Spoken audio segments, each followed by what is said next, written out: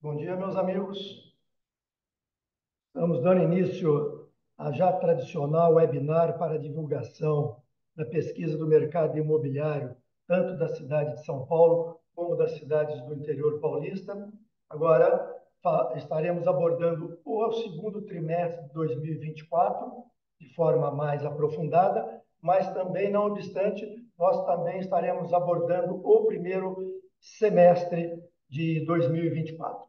Eu quero, por hora, agradecer a presença de todos vocês nessa sala, como também nossos painelistas, o Celso Petrucci e o Guilherme Werner da Brand. Solicitar a vocês, caso vocês queiram encaminhar as perguntas, que o façam através do nosso chat, que eu irei encaminhar os nossos painelistas ao final de suas apresentações. Também gostaria de convidá-los a, a participar dos eventos do Secov no interior paulista. Vocês já verificaram algumas lâminas aí que já foram apresentadas, mas vocês poderão acompanhar acessando a área de eventos do Secov. Então, nós teremos aí muitos eventos no mês de outubro no interior paulista e eu já os convido a participar e a prestigiar esses eventos.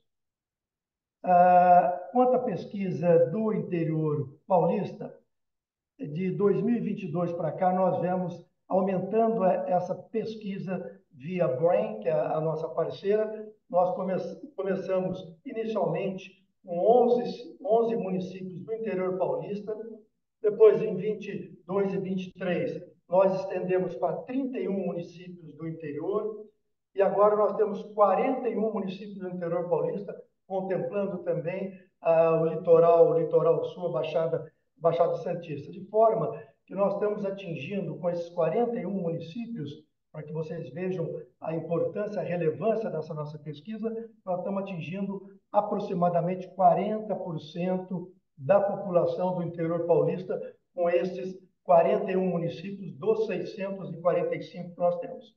Então, temos uma ferramenta extremamente valiosa, poderosa para nós empresários, para direcionamento de nossos produtos, de nossos estudos e de viabilidade de produtos. O mesmo faz o Secor, através do Celso Petrucci, com a pesquisa na capital paulista, na cidade de São Paulo, que faz uma pesquisa também muito aprofundada e ela é feita de forma mensal. Mas, para nós já não perdermos tempo, já quero acelerando isso, e eu vou passar a palavra inicialmente para o Celso Petrucci, que é o economista-chefe do Secov. Ele é economista formado pela Fundação Escola de Comércio Álvares Penteado, ingressou na área de crédito imobiliário em 1976, na diretoria de programas habitacionais da nossa Caixa, nosso banco, e iniciou as atividades sindicais no Secov em 1983. É economista-chefe do Secov, como falei, atua há mais de 20 anos na Comissão da Indústria Imobiliária da Câmara Brasileira da Indústria da Construção, tendo presidido a mesma no período de junho de 2017 a 2023. Foi representante técnico, conselheiro suplente e titular do Conselho Curador do Fundo de Garantia, com mandato de 2001 a 2011. Com vocês, o nosso competente e brilhante Celso Petrucci. Celso, nosso painel de São Paulo. Obrigado, Obrigado. Celso. Obrigado pela apresentação, né? Você sempre muito gentil, muito amigo, né? Enquanto eu estou subindo a apresentação aqui, perguntando para vocês se ela entrou de tela cheia já, né? Já entrou, tá? Fazer alguns comentários, principalmente em relação à economia. Ontem saiu o IPCA 15, né? O IPCA 15 ele é feito no meio do mês, né, normalmente, e o IPCA está mostrando uma redução, o IPCA de setembro, desculpa, em relação ao IPCA de agosto. E o Banco Central já está revisando o crescimento do PIB para 3,2%. Isso ainda não vai aparecer aqui na nossa apresentação, né? porque a gente trabalha com os dados do Boletim Focus, mas isso é um sinalizador, né? O Banco Central, como alguns devem saber, nem todos acompanham, ele tem um indicador antecedente do PIB que chama-se IBCR. E esse IBCR vem sendo revisto, né, praticamente a cada 2 meses. Né? E agora já o próprio Banco Central já reconhece que a economia poderá crescer em 2024 mais de 3%, um pouco mais de 3%. Isso é um lado bom, uma notícia boa que saiu essa semana. A notícia ruim que nós estamos acompanhando, ela não tem a ver com o nosso mercado imobiliário, mas ela tem a ver com o Brasil, que é a questão dos bets. Se vocês abrirem o UOL agora, né, vocês vão ver que o governo está chamando os bets de porta do inferno. É a notícia que está no, no UOL, agora de manhã. Agora, saiu uma notícia essa semana em relação a isso, que o Banco Central levantou lá através principalmente do Pix, né? Mas não tão somente do Pix, levantou que 5 milhões de famílias que fazem parte do programa de governo do Bolsa Família gastaram no mês de agosto 3 bilhões de reais em apostas do Bet.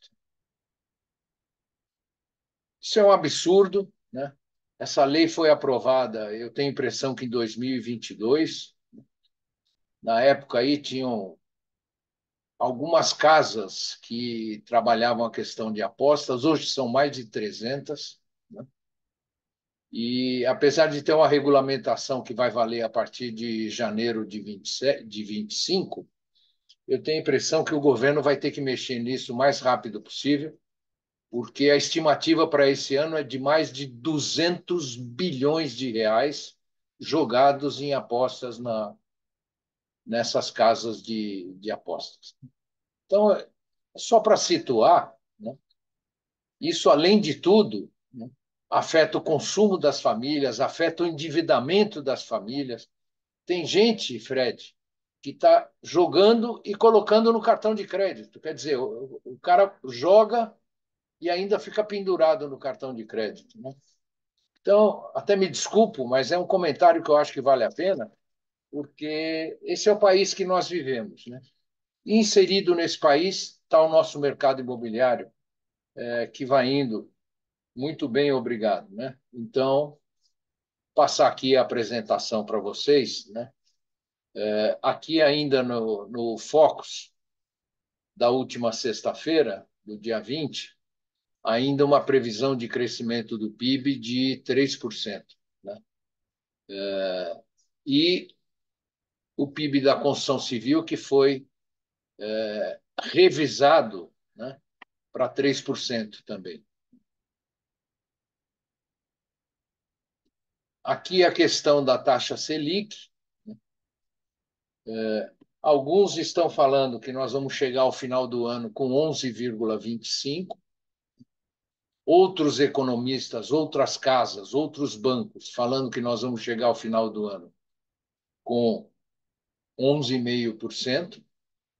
Mas o que aconteceu foi o seguinte, né? Depois de um ano de redução, né, nós tivemos aí aquela queda de 13,75 para 11,50, nós tivemos o crescimento aí da taxa Selic para 11,75. Isso não deve afetar os financiamentos imobiliários, depois eu vou comentar, porque os financiamentos imobiliários já estão trabalhando na taxa máxima possível, que é o 10,5% mais TR. Né? O IPCA dentro da meta ainda, né? E parece que ele vai se manter dentro da meta, e o INCC apresentando aí uma queda e deve fechar o ano com algo em torno de 4% também no ano de 2024. A empregabilidade no país vai muito bem, né? Nós, de janeiro a julho desse ano, criamos 1,5 milhão de empregos formais, com carteira assinada. Esse é aquele, vamos dizer, positivo entre as demissões e admissões, ou seja, nós tivemos 1,5 milhão a mais de admissões. E o setor da construção civil, que é muito importante, né? Por conta de formação bruta de capital, formação de capital bruto, né? Por investimento, né? O setor da construção civil tem colaborado muito, né? E de janeiro a julho, nós tivemos na construção civil no país 200 mil empregos positivos, né? Existe um cálculo que a Ieda faz na CEBIC, a economista da CEBIC, que em torno de 2/3 desses empregos, Fred, eles estão na área imobiliária, né? Mesmo porque o país ainda, né, tem pouca capacidade de investimento em infraestrutura, né? Então, vamos dizer assim, as nossas obras, as obras que terminam, as obras que se iniciam, as movimentações de terras, fundações, a construção dos edifícios, né? E os serviços que tem imobiliário, né? Acabam gerando aí em torno de 2/3 desses empregos. A taxa de desocupação ou desemprego ela continua num nível muito baixo, né? O mais baixo dos últimos 10 anos. E a questão do financiamento imobiliário também, que muito debatida, né, por todos os players do mercado, mas que, surpreendentemente, quando sai o mês a mês da ABCIP, né, que informa os financiamentos com a caderneta de poupança, a gente vem percebendo um crescimento nos financiamentos com recursos da caderneta de poupança, perdão, que não era esperado, né? Então, de janeiro a julho, nós tivemos aí 100 bilhões de recursos aplicados nos financiamentos para aquisição e construção, né? Se a gente anualizar essa taxa aqui, nós vamos chegar perto de 170 bilhões no ano, né? Quando a ABCIP iniciou o ano, ela achava que a aplicação de recursos da poupança ficaria em torno de 150, 155. Né? Os financiamentos estão se comportando desta forma, né? Um crescimento de 11% no número de financiamentos imobiliários para aquisição, né? E um crescimento de 26% nos financiamentos para produção. Esses financiamentos para produção refletem os empreendimentos que já foram lançados, né, em 2023 e em 2024, e os empreendimentos que estão entrando em lançamento durante esse ano, né? Deixando a expectativa para nós, deixando com que a gente tenha uma expectativa de que nós vamos ter um ano, viu, Guilherme, muito próximo aos últimos anos, aí, com algo em torno de 40 bilhões aplicado em planos empresários com recursos da caderneta de poupança. O brasileiro continua preservando o seu crédito imobiliário, o seu financiamento imobiliário, né? É impressionante como o financiamento imobiliário como o país passa por crises e o financiamento imobiliário se mantém como a menor taxa de inadimplência bancária, não só de pessoa física, como de pessoa física e jurídica, né? É a menor inadimplência que os bancos têm. E até por isso que, independentemente dos bancos terem obrigação de aplicar dinheiro da poupança no crédito imobiliário, não terem essa obrigatoriedade, esses números vêm crescendo como estão crescendo esse ano, né? Então, o brasileiro preserva o seu. Tivemos aí, eu estou passando o cursor aqui, as crises fortes de 14, 15, 16, né? Períodos de perda de PIB, períodos de impeachment, né? Tivemos aí 20 e 21, período de pandemia, e vocês vejam que a inadimplência ela está menor hoje do que estava lá no ano de 2015. Quer dizer, isso mostra a resiliência do crédito imobiliário, do financiamento imobiliário, e mostra a importância que o brasileiro dá para a sua casa própria, né? Aqui a poupança que vem perdendo bem menos do que perdeu nos anos de 2022 e 2023. Aliás, tem até um crescimento nominal aqui, que ele vai continuar acontecendo, mas que não é para a gente se iludir, porque provavelmente esse movimento de crescimento da poupança ele só possa ocorrer no ano de 2025, lá no segundo semestre, ou quem sabe no ano de 2026, quando a gente voltar a ter a Selic, né, de um dígito. Né?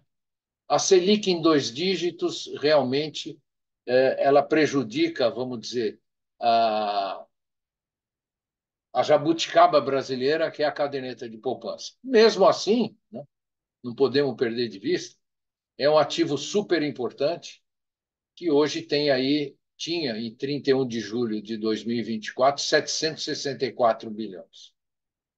Aqui é uma lâmina que é tirada da ABCIP, né? Onde a ABCIP já revisou aqui, estou passando o cursor. No começo do ano, ela achava que ia aplicar 153 bilhões do SBPE, ela já subiu esse número para 164 bilhões, um crescimento de 8%. E o fundo de garantia, né, que vai indo muito bem, obrigado. Depois o Guilherme vai mostrar para nós aí o que está acontecendo no interior, eu vou mostrar o que está acontecendo em São Paulo. O programa Minha Casa Minha Vida está, vou usar aspas, né? Ele está voando, tá? Ele está voando. Nós vamos sair de uma aplicação de recursos aí de 2023 de 98 bilhões, uma aplicação efetiva, né? Porque a gente tinha orçamento e não conseguia aplicar todo o orçamento, para uma aplicação efetiva em torno de 130 bilhões esse ano. Então, nós não podemos perder de vista, né, que, se vocês olharem o número aqui, são 290 bilhões de financiamentos imobiliários que vão rodar aí no ano de 2024. Tá? É quase. Eu gosto daqueles números, né, Fred? É quase. É quase. São quase 4.000 operações de financiamento imobiliário todos os dias. Tá? 4.000 exagero, 3.000, porque nós vamos chegar a 1 milhão de operações de financiamento esse ano. Aqui, aquela nossa. A gente já vem mostrando isso, que a BCIP acompanha a miúde, né? É a nossa, vamos dizer, estrutura de funding do mercado imobiliário.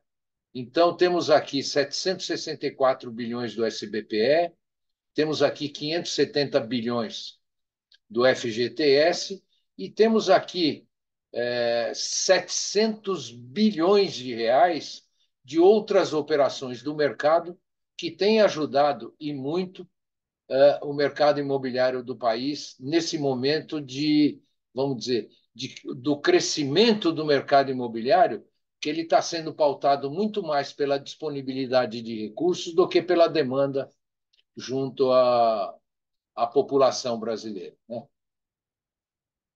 Em termos nacionais, só para mostrar para vocês, o primeiro semestre, os lançamentos subiram 5,7% em unidades, né? No primeiro semestre. Relembrando, são 221 cidades pesquisadas pela BREM, que a gente consolida no indicador da Câmara Brasileira da Indústria da Construção. Mesmo com 5,7% só de lançamentos, as vendas cresceram 15,2%. Né? É impressionante. O primeiro semestre de 23, vendemos 156 mil unidades e no segundo semestre, 180 mil unidades. Vendas no primeiro semestre nessas 221 cidades, 102 bilhões de reais. Está aqui, né? É o valor que foi vendido. E aqui mostra a saúde do crescimento do mercado. Nós lançamos nos últimos 12 meses, 325 mil unidades, está aqui no canto direito. Vendemos 353 mil unidades nos últimos 12 meses encerrados em junho. E a oferta final de unidades não vendidas vem caindo trimestre a trimestre. Nós estávamos em 30 de junho com uma oferta final de 274 mil unidades, que dá um escoamento de 9,3 meses para essa oferta final. Se vocês olharem aqui embaixo, né, vocês vão ver que nós estamos. Se olhar só para imóveis não vendidos, Fred, nós estamos praticamente com a mesma quantidade que nós tínhamos lá em 12 meses, lá de julho de 18 a junho de 19. Ou seja, o mercado nacional está bastante aderente. O Minha Casa Minha Vida reagiu no primeiro semestre, nessas 221 cidades pesquisadas, né? Foram 75 mil unidades lançadas e foram 72 mil unidades vendidas, né? A participação no total lançado foi de 32% para 50% do Minha Casa Minha Vida e nas vendas de 34% para 40%. Muito importante esse movimento do Minha Casa Minha Vida. E vocês vão olhar isso mais significativamente ainda em São Paulo. Em São Paulo, eu já estou um pouquinho à frente, nós estamos um mês à frente. Fred comentou que a gente tem uma pesquisa mensal, né? E nos últimos 12 meses nós vendemos 49,8 bilhões de reais no mercado imobiliário da cidade de São Paulo, foram 37,8 bilhões em outros mercados, ou MAP, ou demais padrões, chama do que quiser, né? E 12 bilhões de unidades do Minha Casa Minha Vida, com crescimento de 45% no último ano, a venda do Minha Casa Minha Vida, e 23% a venda de outros mercados. Em unidades, estamos com um acumulado, estávamos em julho com 90.800 unidades. O Fred me perguntava aqui antes de começar a reunião se vai ser um ano recorde na cidade de São Paulo. É só olhar o gráfico, Fred, né? Ele está sempre em 12 meses para trás, né? Você vai ver que nós estamos realmente no ponto mais alto, né? E esse ponto mais alto se deve muito ao Minha Casa Minha Vida, que tinha uma participação aí, que tem um crescimento nos últimos 12 meses de 37% nas unidades vendidas e de outros mercados em 20% nas unidades vendidas. Então, está aí outros mercados com 20.300 unidades vendidas, né? Desculpa, com 20 bilhões e 300 vendido, com 25.200 unidades, e o Minha Casa Minha Vida, com 7 bilhões e 600 vendidos de janeiro a julho de 24, e com crescimento de mais de 10 mil unidades, quando comparado o ano de janeiro a julho de 24 com janeiro a julho de 23. Né? Os lançamentos também estão crescendo, né?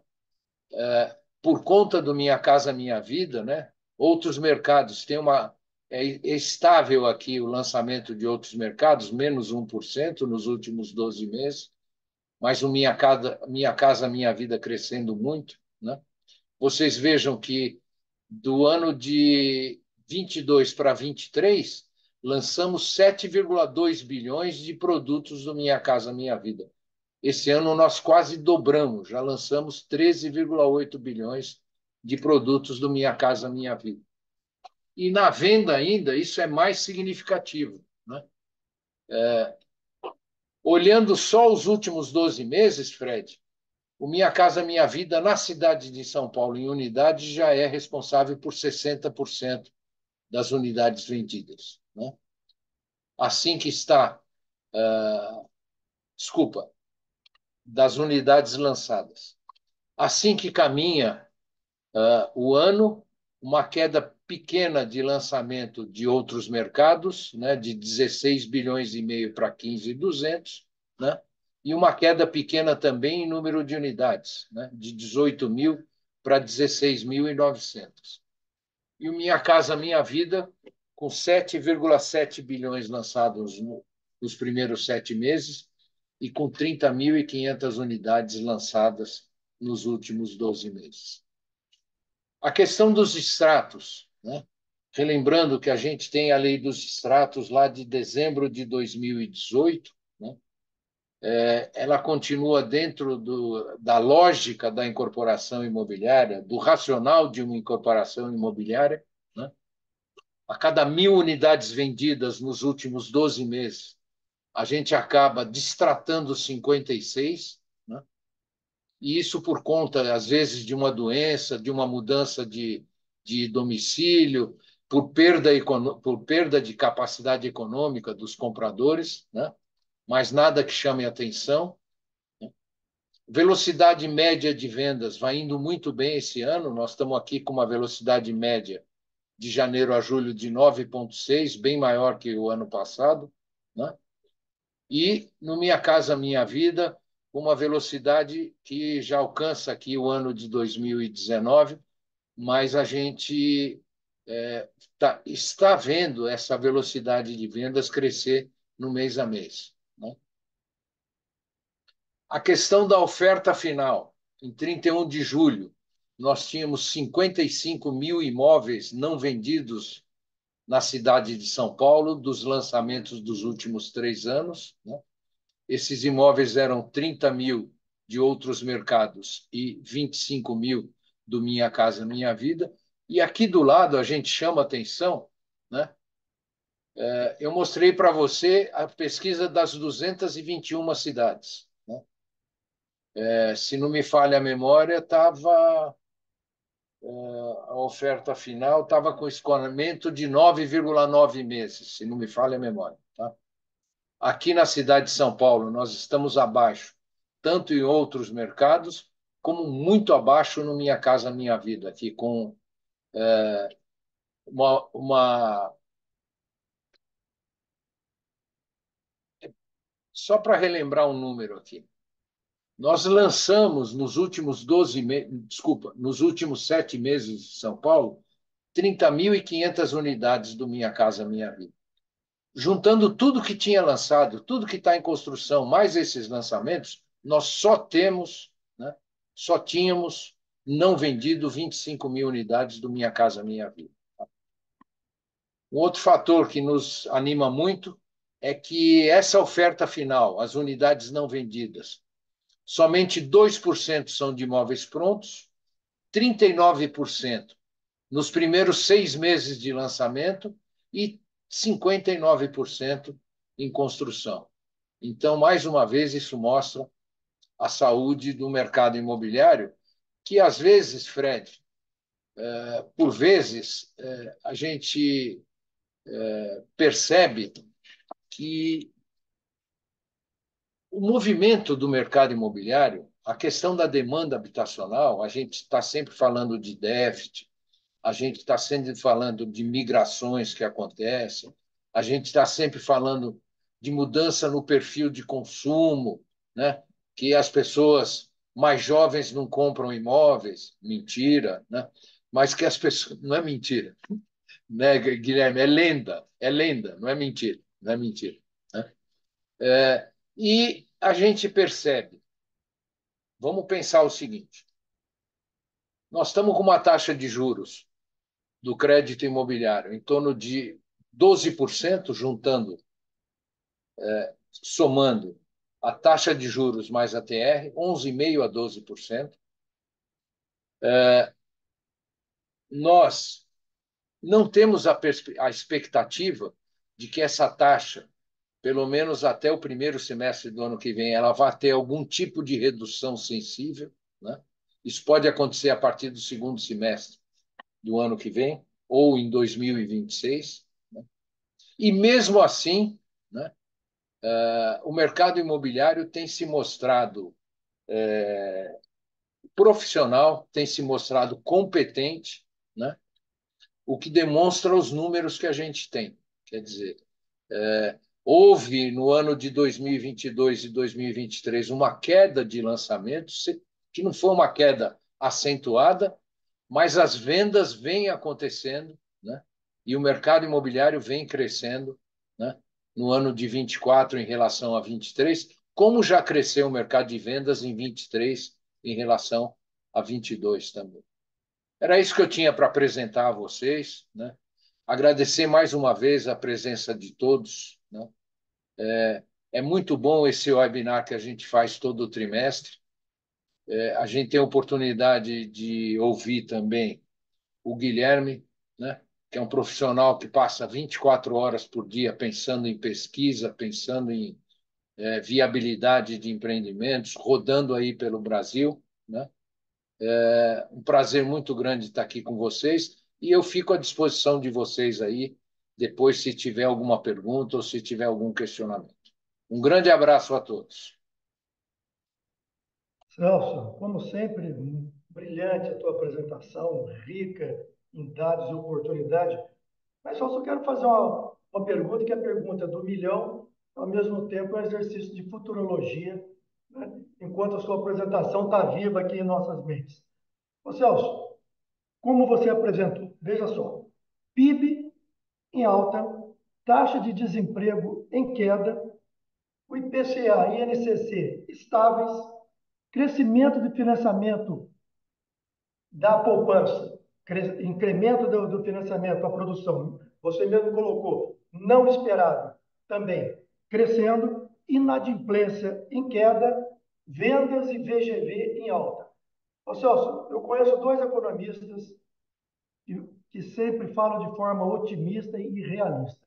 Um deles é o Ricardo Amorim, o outro é você, que sempre tem uma visão muito otimista e muito realista do mercado. Eu sei que é uma pergunta de futurologia, mas, ô Celso, esse cenário ele não se desmancha, não se desintegra em 6 meses, um ano. É, é possível falar que o mercado imobiliário, os próximos 3, 4, não sei, anos, ele está assegurado que ele vai continuar nessa prosperidade, nesse crescimento, nesta velocidade? Você acha que isso tende a ficar aí alguns anos, salvo algum caso fortuito, enfim, mas permanecer no cenário da forma que está, com esses indicadores positivos e mesmo indicadores negativos, Celso, você colocou que eles caíram muito pouco, né? Como é que você consegue ver isso aí no médio prazo, se possível, num prazo mais dilatado? Fred, eu vou dar uma saída que eu acho que o Ricardo Amorim também daria. Tá? A pergunta não é de 1 milhão só, né? Mas eu vou falar para você o que a gente tem falado aqui internamente e o que a gente tem falado quando a gente está participando aí Você sabe que a gente roda muito também.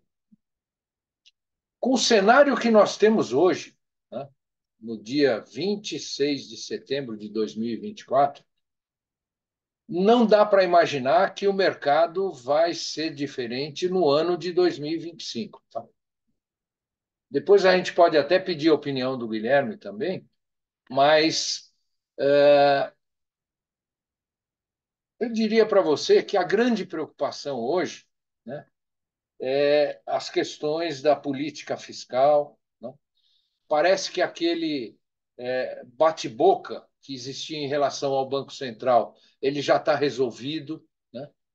Os componentes novos que já estão no Banco Central, não só o Gabriel Galípolo, como o Paulo Piketty, como os outros diretores, né? E os diretores que estão terminando o mandato, parece que estão muito integrados vamos dizer, na, no, no, na formulação da política monetária, né? A decisão que teve de crescimento aí desses 0,25, desses 25 pontos aí na Selic, foi unânime. A única preocupação que fica, Fred, né, o país vem quebrando recordes de arrecadação de tributos. Né? A única preocupação que fica são as preocupações de política fiscal. Né? Nós temos uma eleição daqui a 10 dias, se tanto, né? No dia 6, um primeiro turno de eleições. muito importante essas eleições, né? Nós temos votações no Congresso Nacional muito importantes. Nós temos um fato que vai afetar muito o nosso mercado, mas que ele vai acontecer a partir de 2027. Vocês já conhecem bem os efeitos, que é a reforma tributária. Agora, quando a gente pensa em termos de economia, em termos de renda da população, massa salarial, em termos de emprego e desemprego, e o andamento que as coisas estão tendo nas operações do SBPE e do Fundo de Garantia, dá para te dizer que o mercado ano que vem será igual, provavelmente será igual ou continuará crescendo o ano que vem. Eu acho que o crescimento do mercado agora, Fred, ele tem uma limitação muito mais de custo de crédito do que de qualquer outra coisa. Tá? Não vai faltar demanda, né? Isso já tem sido demonstrado para nós, e não vai faltar competência das incorporadoras, das construtoras, de regularem aí a oferta e a demanda de empreendimentos imobiliários no país. Eu me saí bem? Muito bem, Celso. Perfeito. Animador as Tá informações. bom, tá O que a bom. gente esperava realmente. Obrigado, Celso. Guilherme Werner, sócio construtor da Brain Inteligência Estratégica, especialista em planejamento e gestão de negócios pela Business School, graduado pela Universidade Positivo em Comunicação Social, tem formação complementar e ampla experiência nas áreas de gestão e planejamento estratégico, pesquisa de mercado, incorporação de edifícios e desenvolvimento urbano. Já atuou diretamente em estudos de mercado imobiliário em todos os estados brasileiros, atendendo a mais de 700 clientes do segmento, entre entidades patronais, investidores, incorporadores e desenvolvedores urbanos. O Guilherme traz para nós a pesquisa dos 41 municípios do interior paulista e Baixada Santista, deste segundo trimestre, e também o apanhado do primeiro semestre. Guilherme Werner, obrigado mais uma vez por estar nos prestigiando nessa nossa webinar. A palavra é sua, Guilherme. Obrigado, Fred. Bom dia a todos. Obrigado, Celso, pela explanação e pela aula aí. É prazer novamente estar com todos vocês. Hoje a gente apresenta, então, os dados consolidados do semestre como um todo, né? Mas dando ênfase aí também no que a gente performou ao longo do segundo tri. Deixa eu compartilhar minha tela. Acho que ela entrou aí, né? Vou colocar aqui. Relembrando, então, nós estamos com uma base interessante, 41 cidades, todas as principais em termos de representatividade populacional no estado estão contempladas nesse grande dashboard aqui de análises trimestrais que fazemos, né? O Fred falou, a gente abarca hoje uma população próxima a 16 milhões de pessoas, e essas 41 cidades são responsáveis por quase 37% do PIB do estado, né? Então, isso dá uma representatividade também, uma imponência e um protagonismo nos dados aqui de forma muito interessante. Vamos lá. Falando um pouco em termos de interior, o interior de São Paulo tem aspectos, no que se refere a volume lançado, um pouco dissonante, né, do que a gente viu no país e os dados que o Celso trouxe ali do indicador nacional, né? A gente vem de 2, 3 anos de redução no volume colocado no interior. Só um parênteses, vale lembrar, isso aqui é um estudo, uma base de dados que contempla os imóveis hoje em ciclo primário, né? E os imóveis são todos os dados aqui referem-se a incorporações imobiliárias. A gente sabe também da importância do segmento de loteamentos em várias dessas cidades do interior. Essa base aqui se refere à incorporação, ok? Mas o fato positivo em se falando aí de parcial do ano, do semestre, nos daria aí patamares, se repetirmos o primeiro semestre, muito próximos o que denota até uma certa estabilidade e que poderíamos alçar aqui um patamar muito próximo, se assim a gente repetir a mesma performance no primeiro semestre, do que a gente colocou no mercado no ano passado. A barra vermelha é a representatividade que hoje o Minha Casa Minha Vida tem no volume lançado, né? Como todo o país, e não é um fator específico do interior de São Paulo, o piso se deu aqui, o menor volume colocado no mercado se deu justamente no segundo tri do ano passado, né? Que foi aquele período onde se represou o lançamento do Minha Casa Minha Vida, o período que antecedeu aí a mudança antecedeu a reformulação do programa, né? Hoje a gente tem já, desde então, no terceiro tri do ano passado, lançando mais ou menos entre 6,5 e quase 8 mil unidades Minha Casa Minha Vida no interior de São Paulo, nessas 41 cidades, né?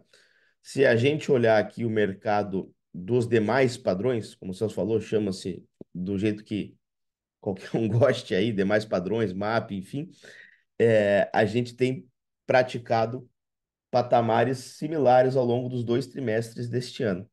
Mas é importante a gente ver que a gente tem tido uma certa manutenção no volume lançado, mas por um crescimento expressivo também do Minha Casa Minha Vida.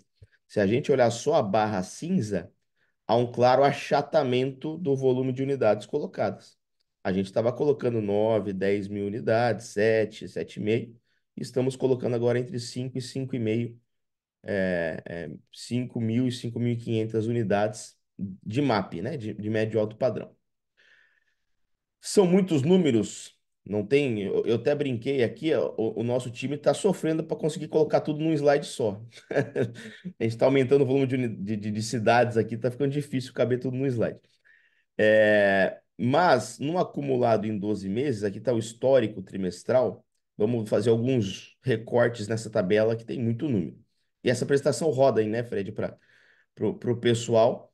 Então, vocês podem checar. A ideia é que vocês chequem realmente no detalhe a região que vocês atuam, etc.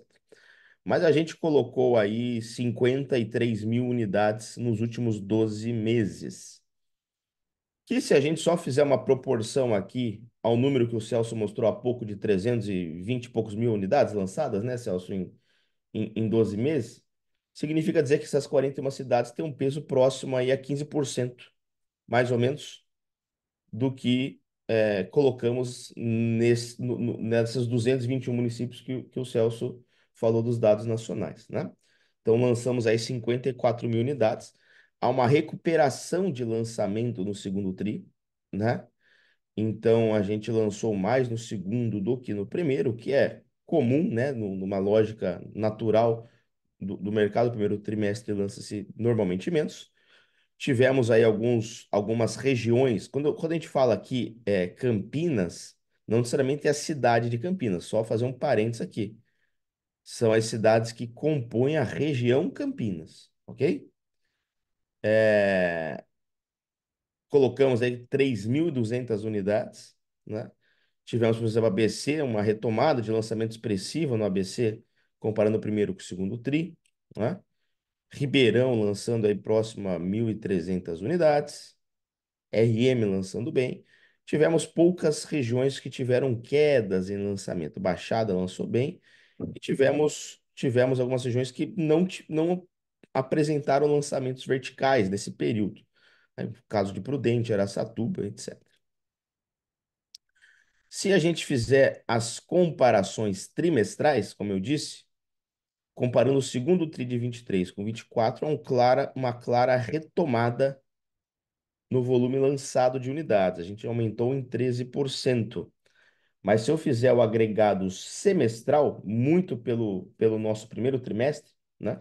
A gente recuou aí, comparando 23 com 24, em termos de semestre, 8% no volume disponibilizado à venda, no volume lançado, tá? Então, algumas poucas regiões lançaram mais nesse primeiro semestre do que no primeiro semestre de 23, né? Como é o caso da região de Campinas, do ABC e de Rio Preto, né? Rio Preto tinha tido um primeiro semestre de 23 muito abaixo do que é o comum de Rio Preto, né? Destoou e agora voltou para o nível que comumente a gente vê em Rio Preto também é uma boa parcela ancorada na Minha Casa Minha Vida.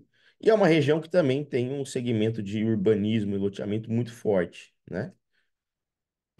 Salvo engano, não sei se continua no histórico ainda, mas se a gente pegar o histórico do Guarapuava, é a cidade que mais licenciou lote no Guarapuava desde a série histórica, que, salvo engano, existe desde 91, 92, algo assim, né? Isso aqui é interessante, né? 56%, ou seja, ligeiramente acima da média nacional, que está em 53%, das unidades lançadas no interior hoje são Minha Casa Minha Vida, assim, né? Então, isso mostra realmente o quão o Minha Casa Minha Vida está, abre aspas, voando, como o Celso falou, pode beneficiar realmente o interior de São Paulo. Acho que a gente tem que se apegar ao bom momento do Minha Casa Minha Vida como um grande catalisador de performance de mercado em várias das cidades do interior de São Paulo, né? A mexida no teto ajudou muitas delas. E a gente tem aí Casa Paulista, etc., esses programas que têm facilitado muitos estados, inclusive, estão copiando, por assim dizer, né, o programa, que tem ajudado a performance de vendas aí no caso, né? 50, Guilherme, por Guilherme, favor. desculpa interromper, só para dentro dessa sua apresentação, a questão da Minha Casa Minha Vida, com esse novo teto de 350, a sua pesquisa conseguiu pegar esse mercado, se era até aquele de 230 mil ou de 350 mil? Você conseguiu balancear isso? Dá para balancear. Isso tem alguns dados na versão completa ali que desagrega por cidade também. A gente consegue ver isso, mas a gente não vê tickets médios do econômico se aproximando dos 350, né? Então, os tickets médios ainda estão a menor do que, não estão próximos ao teto de ticket Posso médio. fazer uma observação, Guilherme? Deve, Celso, por favor. Na cidade de São Paulo, o ticket médio de venda do Minha Casa Minha Vida é 260 mil. É, Apesar do programa ter muita unidade acima de 300 mil e até 350, o ticket médio de venda é 260 mil. Só para colocar aí é. dentro dessa questão que o Fred levantou, tá? A gente está nesse papo, então, só para não perder o fio aqui, ó. A gente está com um ticket médio de 245 no interior, tá? Barretos aqui, por exemplo, está com 350, mas é uma base baixa, né? Então é um produto, às vezes, que está ativo lá que faz elevar, né? Mas a priori a gente está com tickets muito próximos a isso. Do Minha Casa Minha Vida, né? Então você vê, Jundiaí está acima da média, Campinas ligeiramente acima da média, RM de São Paulo ligeiramente acima da média, né? Mas você tem regiões, por exemplo, Sorocaba, 229, o ticket médio do Minha Casa Minha Vida. Então, Fred, respondendo, facilitou, ajustou, né? Muito mais nos grandes centros urbanos, mesmo assim, São Paulo pratica esse ticket médio. O interior, ainda com raríssimas exceções, não está trabalhando a plena carga próximo ao teto, né? Até pela maior participação do faixa 2 nesses casos. Agora, essa análise aqui está na linha, né? Essa tabela anterior está na coluna, aqui está na linha. Ou seja, se eu for para a região de Campinas, por exemplo, 63% das 3.000 e quase 200 unidades lançadas lá são Minha Casa Minha Vida. Piracicaba, 40. Ribeirão Preto, que lançou basicamente no segundo tri, foi Minha Casa Minha Vida. Sorocaba, idem. Aí no Vale, Fred, 77% Minha Casa Minha Vida, né? Então, isso mostra a penetração do programa nessas regiões, tá? Em termos de VGL, nós colocamos aí 11,5 bi no mercado ao longo do primeiro semestre. Ano passado a gente tinha colocado 27. Então veja também como teve uma mudança de ticket médio geral das cidades. A gente caiu nesse mesmo box que eu mostrei há pouco em unidade, esse percentual aqui era menos 20. A gente caiu em 20% de 22 para 23 em unidade, mas em VGL, o valor geral lançado, 5. Isso mostra justamente a elevação do ticket médio, inclusive na média e alta renda desses produtos aí no interior de São Paulo, que não mais tão raramente a gente já tem visto produtos posicionados a 10, 12 mil, 13 mil, né? Já 14, 15, né? Aí mesmo em São José, né, Fred? No acumulado em 12 meses, portanto, a gente colocou 26 bilhões de reais no mercado do interior de São Paulo, né? É muita coisa, né? Bastante coisa. Comparando o segundo TRI de 23 ao 24, a queda em valor colocado em mercado foi de menos 0,4. E na forma do semestre, a queda foi de menos 7 em VGL, né? Agora, vendas, tá? Então, um fato que é importante a gente ter em mente, a gente está vendendo trimestre a trimestre sempre mais do que lançando. Naturalmente é muito bom, mas a gente tem visto uma menor. A demanda está se comportando de forma mais célere do que a própria capacidade de reposição desse estoque que a gente tem tido, né? A gente não tem conseguido repor o estoque numa mesma proporção do que esse estoque tem sido vendido. Isso é um, isso é ter dois atacantes bons, né? Lá no Santos, né? É ter dois, três atacantes bons lá para colocar e a gente tem que saber lidar com isso, né? A nossa reposição do estoque não está de forma tão célere quanto a gente tem vendido. Então a gente está vendendo sempre mais do que lançando. Mas isso no médio prazo, foi Guilherme, Fred. essa pesquisa ela está identificando um nicho mais no Minha Casa Minha Vida ou em todo? Tanto no econômico na construção padrão. Ela está se mantendo igualmente? Você vê que a barra vermelha aqui é Minha Casa Minha Vida, né? Eles estavam num patamar linear aqui, dá para entender que as vendas têm se comportado muito, muito bem, né? Primeiro tri é um trimestre mais complexo mesmo, mas veja lá, por exemplo, no médio alto padrão a gente lançou 5.600 unidades no trimestre e a gente vendeu 9, há uma clara redução de estoque, né? No médio e no alto padrão. Então isso reflete tanto Minha Casa Minha Vida, reflete quanto os demais padrões aqui, né? Vendendo substancialmente mais do que a gente está lançando, né? E como a gente não tem problemas de estoque a priori em boa parcela dessas cidades, se tivesse realmente problemas de super oferta, coisa que não há, né? Seria uma forma de regular a nossa oferta final. Mas não temos isso, né? A priori, de modo geral, problemas de super oferta ou algo do tipo, né? Então a gente realmente tá em várias cidades já com uma escassez de oferta e uma disponibilidade, pelo que foi lançado, já baixa, né? Ah, então, quando a gente lançou 53 mil unidades, que eu falei para vocês, nós vendemos nos últimos 12 meses 62 mil, né? Então, foram 62.600 imóveis vendidos nos últimos 12 meses nesses 41 municípios, né? E o segundo trimestre, e esse dado é muito bom, a gente teve um arranque aqui de vendas muito positivo.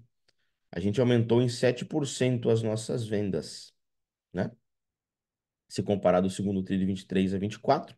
E se eu fizer a comparação do primeiro para o segundo tri, o aumento aqui foi muito maior, né? A gente saiu de 12.500 unidades para 16.600, tá? Então, as vendas vão muito bem nesse sentido, na contramão dos gráficos de lançamento que eu mostrei há pouco, que mostram realmente um novo patamar, uma redução do que a gente conseguiu colocar no mercado, né? E as vendas estão aí mais ou menos 46% do que é vendido dentro do programa, né? Então, em lançamento 56, em vendas 46. Natural, né? A oferta, essa participação do Minha Casa Minha Vida reage primeiro na oferta e isso vai, como um efeito dominó aí, por assim dizer, respingar nas vendas aí nos próximos trimestres, né? Com uma maior possibilidade de participação do programa, tá?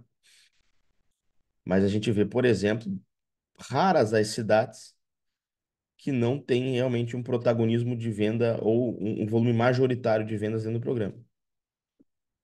Jundiaí é o caso mais extremo, a gente já falou disso em outros trimestres, lá em Jundiaí mesmo, né? basicamente a inexistência, infelizmente, desse produto dentro de Jundiaí, né? Mas pegar RM de São Paulo, 44, Ribeirão, 61% do que está vendendo, Piracicaba, ó, 65, Bauru, 73, né? Então a gente tem realmente patamares interessantíssimos de venda aí, tá? Colocando quase 14 bilhões em vendas, né, líquidas ao longo do primeiro semestre. Então lançamos 11 bi e pouco, vendemos aí quase 14 bilhões ao longo do primeiro semestre, né? Em valor aqui, a Só uma gente tem nota, aumentado ano a ano. Oi, Fred? só uma nota aí a respeito de Jundiaí, onde nós temos nossa regional, a questão de lá da inexistência de oferta para esse segmento econômico, exatamente por conta da legislação municipal, que ela é extremamente restritiva e proibitiva para esses investimentos. E num outro evento que nós lá estivemos, o Celso teve até um debate acalorado lá com o secretário de Obras e Planejamento, e colocando ele os números de ordem de forma nacional, mostrando ele que esse mercado era um grande mercado que a prefeitura deveria olhar com mais atenção e mais carinho para esse segmento. Só essa observação, obrigado. É, então colocamos nos últimos 12 meses 30 bi, mais ou menos 29 bi, ponto 7 em vendas nesses 41 municípios. É muita coisa, né? Bastante coisa aí. Aqui os comparativos, então a gente cresceu em VGV 12,5%, em unidade 7 em VGV 12,5%. Também a despeito do aumento da elevação de ticket médio como um todo nessas cidades, né? Sobretudo, inclusive, na média e alta renda, né? Aqui fica muito claro, esse gráfico clarifica muito o que eu estava falando há pouco, que há vários trimestres, né? Que está uma base trimestral, mas a legenda aqui tá trimestral, mas o gráfico é uma análise acumulada em 12 meses. Que desde ali de meados do ano passado, a gente tem vendido mais do que lançado, né?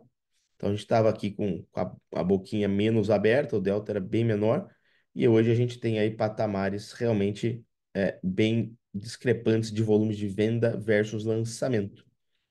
Então a nossa oferta final, trimestre a trimestre, tem reduzido, o que nos coloca em alguns casos até um sinal de alerta de falta de oferta realmente em alguns mercados, né? A gente está olhando aqui por cima da Copa das Árvores, mas se eu der um zoom em alguma região, se for para São José, no Aquários ou no bairro X, se eu for para Rio Preto, se eu for para Ribeirão lá, talvez falte imóvel já, de algum padrão, de algum ticket em alguma região, né?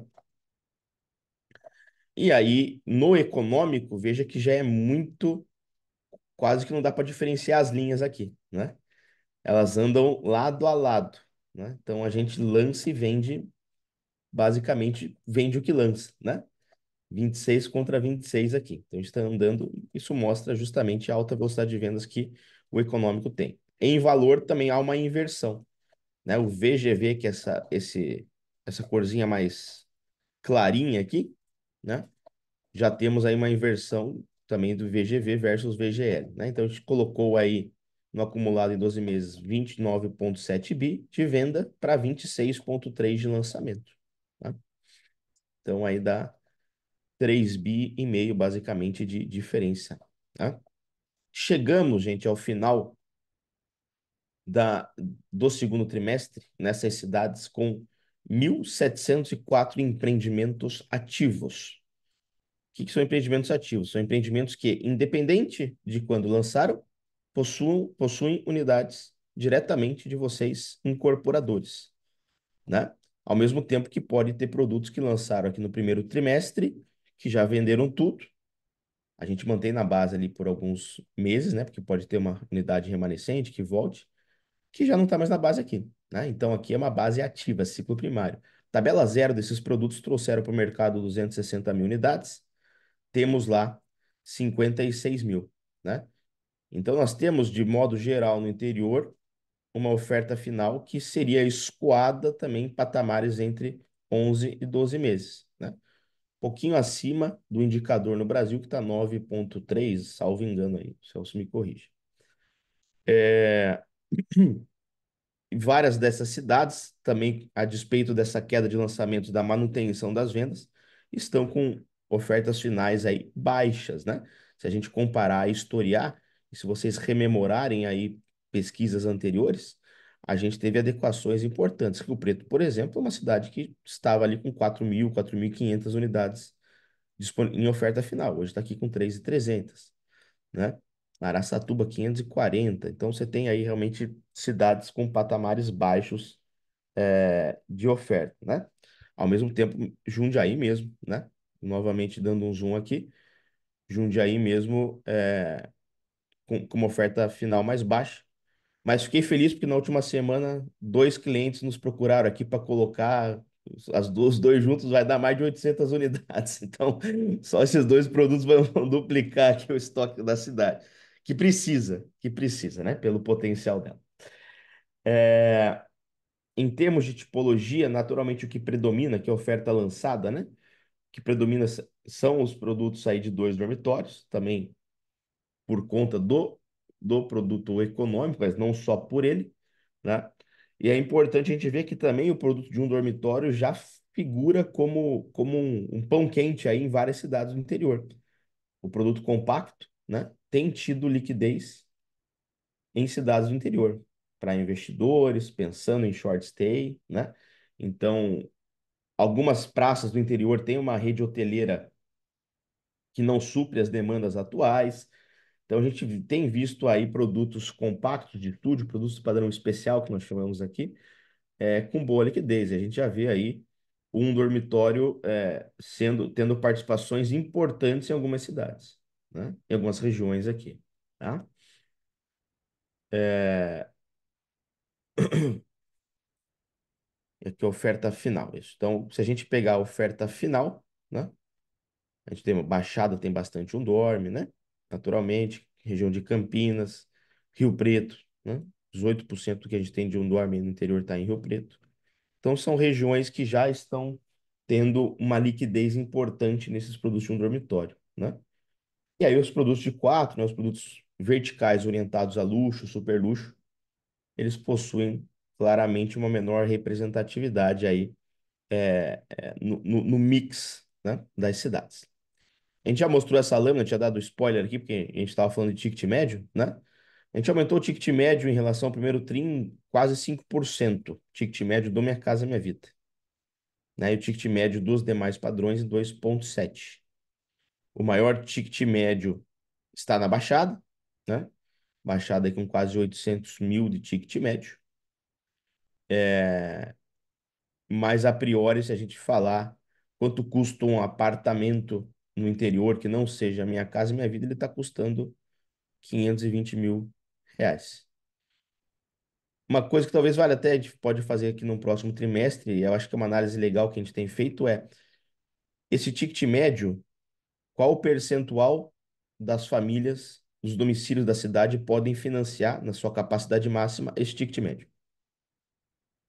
Eu fiz essa análise aqui para um cliente nosso, um agente financeiro, um banco que é cliente nosso, de 10 capitais, né? E das 10 principais capitais em termos de mercado, né, no Brasil, então tá lá São Paulo, Rio, Curitiba, Porto Alegre, BH, Fortaleza, Salvador, Brasília, enfim. Você tem casos, por exemplo, como Florianópolis, que pelo ticket médio de Florianópolis, hoje tem duas capitais que possuem ticket médio acima de R$ 1 milhão, que é Floripa e BH. São as duas únicas capitais que possuem ticket médio geral acima de R$ 1 milhão. Tem 1.200.000, 1.300.000. Esse ticket médio de Florianópolis, por exemplo, você tem. A gente fez uma simulação de financiamento, né? 3,8% das famílias de Florianópolis poderiam financiar o ticket médio de Florianópolis, que é uma capital que também inexiste o Minha Casa Minha Vida. O mesmo problema que o Fred pontuou aí de Jundiaí, por exemplo, é um problema também iminente em Florianópolis. Muito mais grave, inclusive. É, É interessante esse dado, hein? e BH Bastante interessante 5,5. você trazer. BH 5,5. A única que passa dois dígitos é justamente São Paulo, até pela capacidade de renda que São Paulo amassa, né? A densidade de renda que São Paulo tem, né? Mas é um dado que às vezes chama atenção. A gente faz lá a capacidade, tem 100 mil famílias na cidade. Pô, 3 mil podem financiar o negócio. Então, isso aí acho que é legal a gente ver aqui no interior como que está esse posicionamento, né? Um dado muito interessante para ter dessas 41 cidades, viu, Eu vou Guilherme? pedir para o próximo trimestre a gente fazer isso. Ótimo, ótimo. Trazemos no início, ele pegamos o ticket médio, tanto Minha Casa Minha Vida, quanto e vemos essa relação. Claro, né? Então, isso é o que a gente estava falando até um pouco antes aqui, né, Celso, da classe média. Isso, a nossa leitura é um gargalo grande nas grandes cidades, em algumas cidades do interior, a gente está mais blindado no interior, né? Porque a gente tem conseguido oferecer, por exemplo, metragens condigentes à expectativa daquela família. Em algumas cidades, grandes centros ou capitais não têm conseguido. Eu usei, por exemplo, BH, que tem um ticket médio de 1.200.000, 1.300.000.